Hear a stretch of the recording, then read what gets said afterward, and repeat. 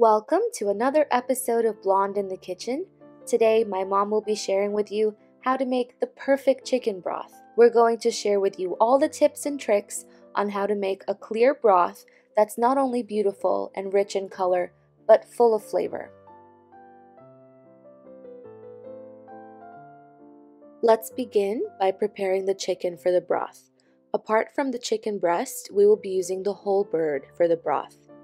Add your chicken to a bowl and cover with 2 tablespoons of kosher salt.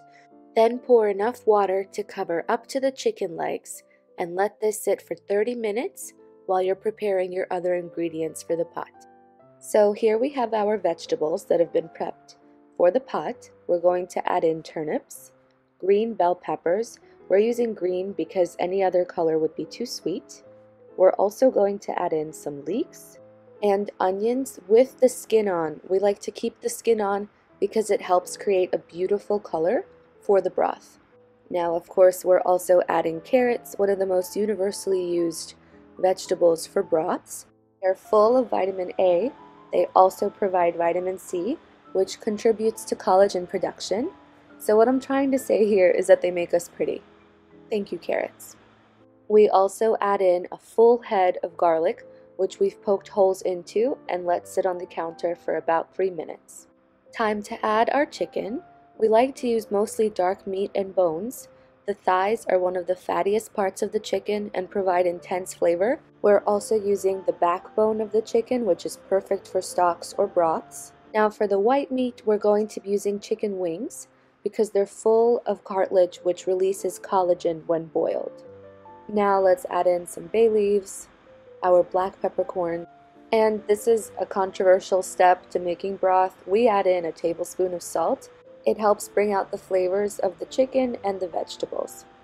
Here we're adding in our herbs, so we're going to add in some dill. We're also adding parsley, and we're going to be adding cilantro. So adding these herbs to your broth provide anti-inflammatory benefits and have wonderful healing properties. This whole pot is actually full of healing properties, which is why it's great to have broth when you're sick. Now that everything is in your pot, go ahead and add 5 liters of cold water. As the stock simmers, keep adding in cold water to make up for the water that has evaporated. Get a clear broth. You want to make sure that you cook this at a very low heat. You want this to simmer and not boil. You'll see here that bubbles are coming to the surface, and that's perfect. This will get cloudy, which is normal, and impurities will rise to the top. You can either use a small sieve to remove the impurities or let the broth cook and they'll fall to the bottom. Another tip is do not mix your broth at all. That also helps to make it stay nice and clear.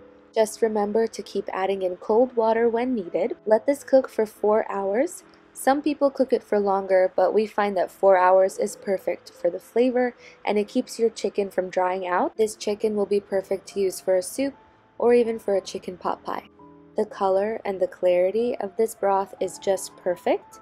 This has cooked for 4 hours and now we're going to go ahead and put this through a sieve. This step is necessary to remove any particles that are left in the broth after you've removed your chicken and the vegetables and the herbs. If you're going to be using a mason jar to store this in your fridge, go ahead and cool your broth completely before adding it to your mason jar. We also poked some holes in a few garlic cloves and added it to the bottom of the jar to add some extra flavor. This broth should stay good in your fridge for up to 3 days. If you want to freeze your broth, I do not recommend using a mason jar. Either use a microwave-safe dish or an ice cube tray to freeze your broth. As for the ice cubes, we're going to show you how to do that.